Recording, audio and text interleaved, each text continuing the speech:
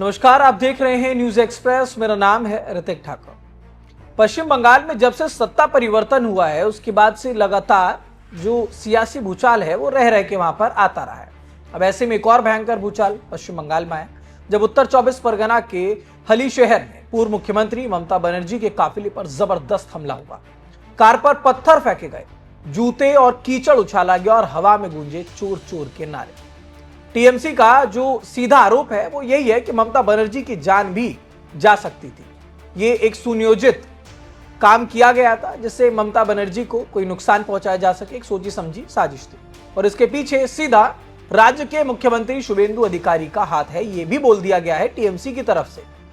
अब दूसरी तरफ सीएम शुभेंदु अधिकारी का भी पलटवार आया। उन्होंने कहा कि क्या उनके हाथ में बीजेपी का झंडा था या कोई बीजेपी का कार्यकर्ता उस वक्त वहां मौजूद था।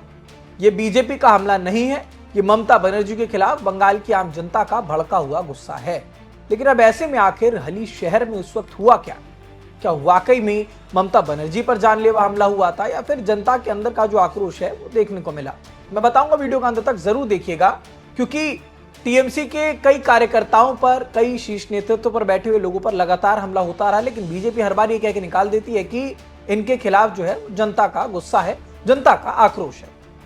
रविवार का दिन और उत्तर 24 परगना का हली शहर इलाका, टीएमसी के एक कार्यकर्ता की पुलिस हिरासत में संदिग्ध मौत हुई। उसके बाद पूर्व मुख्यमंत्री ममता बनर्जी उनके परिवार से मिलने के लिए जा रही थी। उनके साथ टीएमसी के सांसद कल्याण बनर्जी और राज्यसभा सांसद डोला सेन भी मौजूद थे। लेकिन जैसे ही ममता बनर्जी का काफिला हली शहर की सीमा में दाखिल होता है, वहां का माहौल अचानक हिंसक हो उठा। सैकड़ों की संख्या में प्रदर्शनकारियों ने ममता बनर्जी की गाड़ी को चारों तरफ से घेरा, नारेबाजी शुरू की गई, चोर भगाओ, बंगाल बचाओ। बात सिर्फ नारेबाजी तक सीमित होती तो कुछ और थी, लेकिन कुछ ही देर में ममता बनर्जी की कार पर कीचड़, जूते, पत्थर, बड़े बड़े पत्थर जो है वो फेंके गए। गनीमत ये रही कि कांच नहीं फूटा। उसके बाद ममता बनर्जी ने बयान दिया कि अगर शीशा खुला होता तो शायद मेरा सर फूट जाता, मेरे सिर पर लग जाता तो मेरी जान जा सकती थी। पुलिस सब देखते हुए भी तमाशबीन बनी रही, असामाजिक तत्वों को खुली छूट दे रखी है, ये बात ममता बनर्जी ने कहा।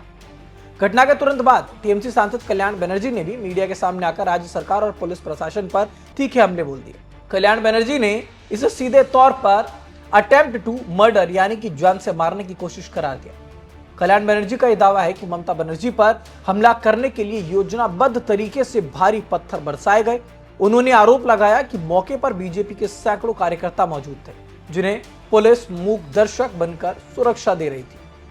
और इतना ही नहीं, कल्याण बनर्जी ने सीधे मुख्यमंत्री शुभेंदु अधिकारी का नाम लेते हुए कहा कि हमला किसी और के कहने पर नहीं, बल्कि राज्य के मुख्यमंत्री शुभेंदु अधिकारी के सीधे निर्देश पर करवाया गया।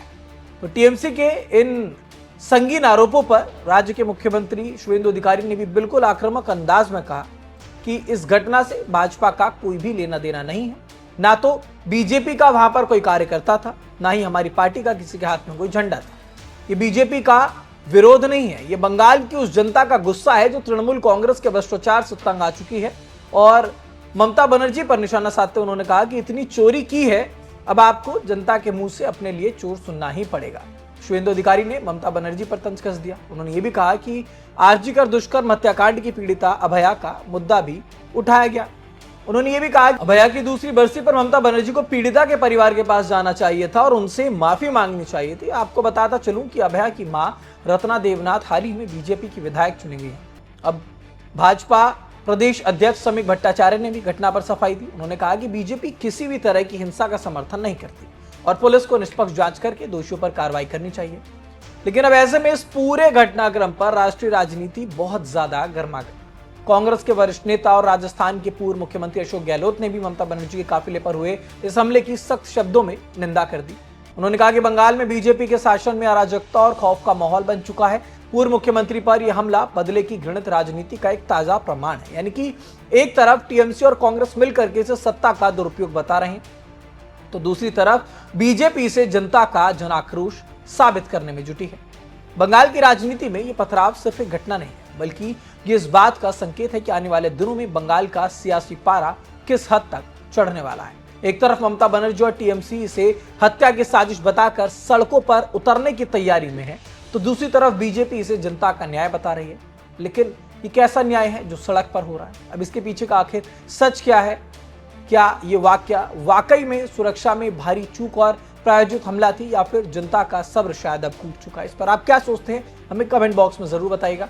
देश दुनिया से जुड़ी तमाम खबरों के लिए देखते रहिए न्यूज़ एक्सप्रेस।